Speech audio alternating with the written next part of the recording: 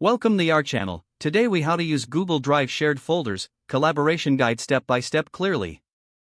To begin using Google Drive shared folders, access your Google Drive account. Navigate to the left sidebar and locate the Shared with Me section. Here, you will see folders and files that other users have shared with you. To open a shared folder, simply double-click on it. Once inside the folder, you can view and download the files. If you want to add files to the shared folder, simply drag and drop them from your computer. Alternatively, click on the plus new button in the upper left corner. Select File Upload or Folder Upload from the drop-down menu.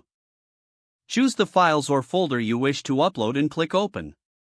Now, your files will be added to the shared folder, available for all collaborators. To invite more people to collaborate on the shared folder, click on the folder name at the top.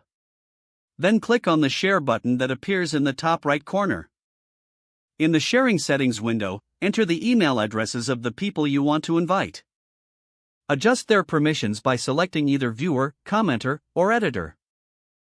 They can start collaborating as soon as they accept the invitation.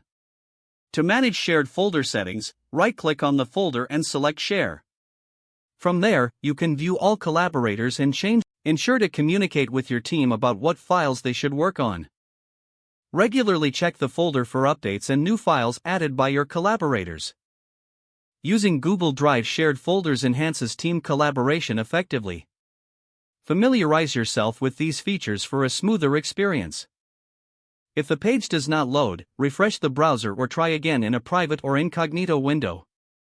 Make sure you are using the correct email address, then retype it carefully to avoid small typos.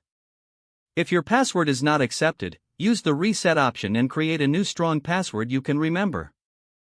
Check your spam folder for verification or security emails, then complete any requested confirmation steps.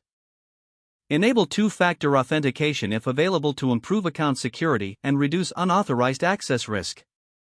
After signing in, review your profile details so your contact information and settings are accurate and current.